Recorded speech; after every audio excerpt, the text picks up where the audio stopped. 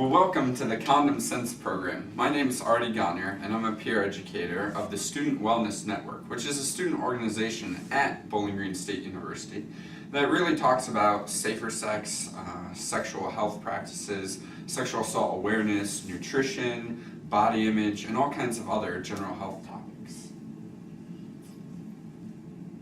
My name is Lauren, and I'm also a peer educator for the Student Wellness Network. Today we are here to help you become more informed about safer sex. So Lauren, can you tell me what STD or STI stands for? Of course. STIs and STDs are sexually transmitted diseases or infections such as chlamydia or gonorrhea. It may or may not have symptoms, but it still can be passed on through sexual partners through oral, vaginal, and anal sex.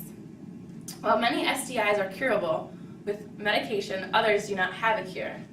Those that cannot be cured can be treated to reduce symptoms, and then the possible transmission to partners will not occur. Okay. So then how can someone protect oneself from an STI?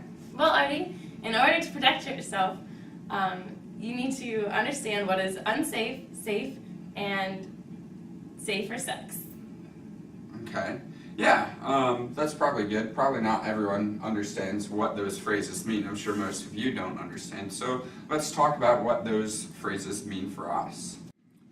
So unsafe sex is really putting oneself at high risk for STIs or HIV transmission, as well as unintentional pregnancy. This can include a lot of different behaviors such as oral, vaginal, or anal sex without a condom or barrier. And unsafe sex really increases one's risk for STIs due to the increased likelihood for the exchange of bodily fluids. Bodily fluids are anything like blood, semen, cum, pre-cum, vaginal fluids, and the discharge from sores caused by an STI.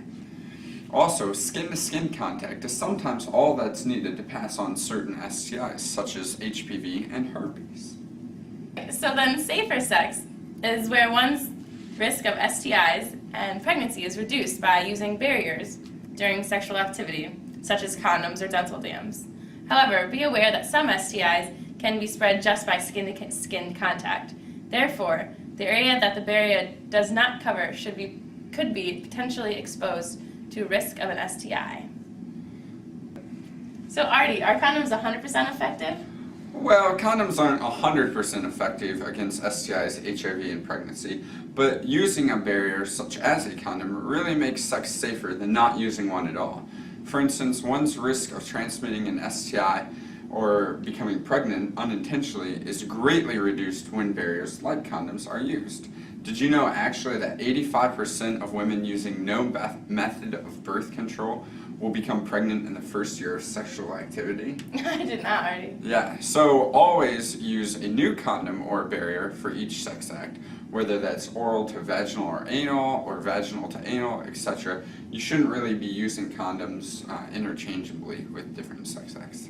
That makes sense. Some other fun facts for you, and for you, Lauren, Thanks. are that 1 in 4 teens can contract an STD or an STI every year, and 1 in 2 sexually active people will contract an STI by the time they're 25 years old. Wow, that's a lot. That's why we really want to use barriers. Okay, so can you tell me about safe sex, Artie?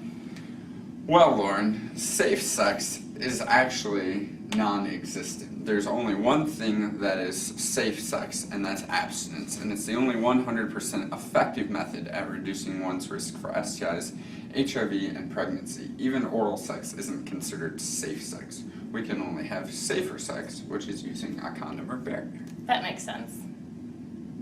So what does abstinence really mean, Artie?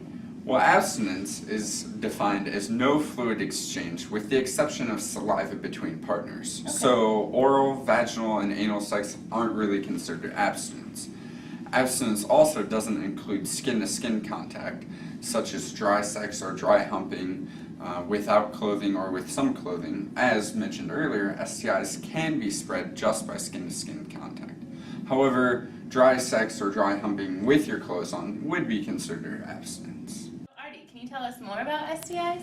Well, sure, Lauren. First, one of the most important things to remember about STIs is this: that the number one symptom of an STI is actually no symptom at all. This is called being asymptomatic. So you can't always tell if your partner has an STI just by looking. That's why it's important to get tested regularly for STIs and HIV, especially if you're sexually active, and to try to perform behaviors that really reduce your risk of contracting an STI. Got it. Can an STI be cured? Well, Lauren, there are some curable STIs. Those are things like gonorrhea, syphilis, chlamydia, pelvic inflammatory disease, cranioid, pubic lice or crabs, scabies, and trichomoniasis, also known as the trick. And even though they're curable with proper treatment and medications and things like that, whatever damage has occurred to a person because of them usually isn't reversible. Okay. So what STIs cannot be cured? Well, incurable STIs include things like HIV, herpes, HPV, and chronic hepatitis B. However, even though they can't really be cured, there are still many treatments for incurable STIs that makes having them more bearable, including HIV. But they can still be passed to a partner, and they're not curable, and so the person really has them for the rest of their life. Okay. So Lauren, did you know that chlamydia is the most commonly diagnosed bacterial STI in the United States and on VGSU's campus? I think I actually have heard that before. Really? Yes. Okay. Well, it is curable, but 75% of women and 50% of men with chlamydia have no symptoms or are asymptomatic. So many times people don't know if they have it unless they get tested for it. So that's why getting tested is the only way to know for sure what your status is. Okay. So Lauren, can you tell me what the most commonly diagnosed viral STI in the US is? Actually, yes. HPV or human papillomavirus is the most commonly diagnosed viral STI in the United States, and it is incurable. Right. There are over 30 strands of HPV, 10 of which are considered high risk and can lead to cervical cancer in females. The other 20 or so strains are low risk and can lead to genital warts if symptoms develop. Women and men can have HPV. In most females, HPV infections goes away on its own within 2 to 3 years. Okay. HIV is another STI, also known as the human immunodeficiency virus, and it can be transmitted through blood, semen, vaginal secretions, and sometimes breast milk, along with synovial joint fluid, brain and spinal fluid, and amniotic fluid, but those are things most of you won't come in contact with.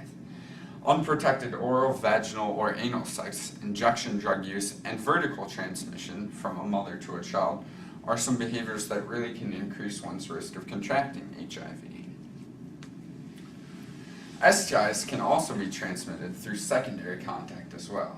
What do you mean by secondary contact? Well, Lauren, secondary contact is when you touch an area that has a primary infection, for instance, the genitals or anal area, and then touch another area of the body where there's a mucous membrane like your lips, nose, eyes, etc., or an open area in your skin like a cut or a scrape, and then an STI enters there. So that's why it's important to remember to wash your hands before and after sex.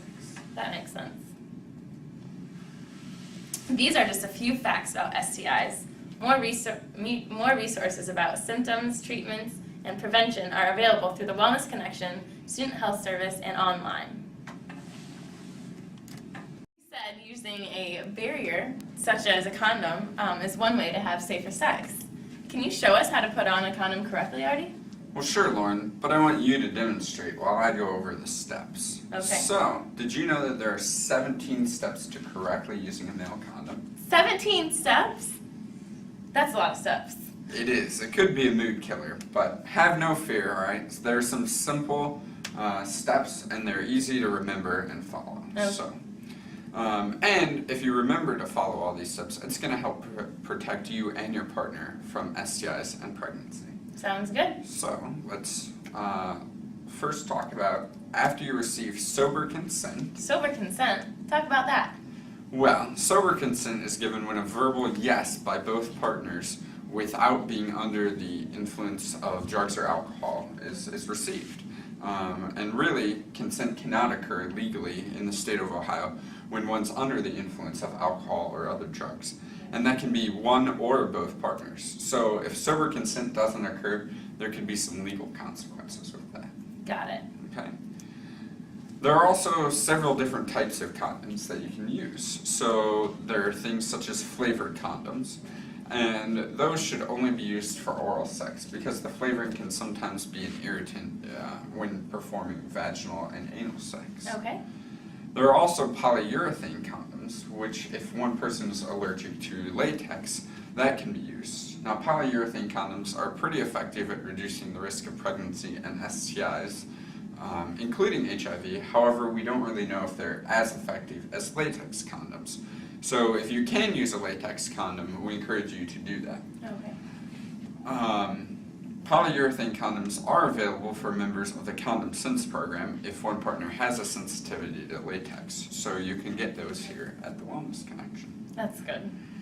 Oil-based, water-based, and silicone-based lubricants can all be used with polyurethane condoms, but if you're using a latex condom, you really should be using only a water-based lubricant. So only water-based lubricant with latex condoms. Right. All right. There are also other types of condoms called natural membrane or lambskin condoms for those who are allergic to latex. Okay. However, these are porous like our skin, so that means they have small holes through which viruses like HIV and herpes can get through. So it's really best to use a latex condom with these, but you want to make sure that the person who's allergic to latex isn't exposed to the latex condom. So for instance, the partner wearing the condom, if they're the one allergic to latex, they would put on the lambskin condom first with a latex condom over top, and vice versa if their partner was the one allergic to latex. That makes sense. Okay, but you never want to double up with 2 latex or 2 non-latex condoms because they could slide off or break, and so you really want to use only one or the other, never 2 of those. Okay.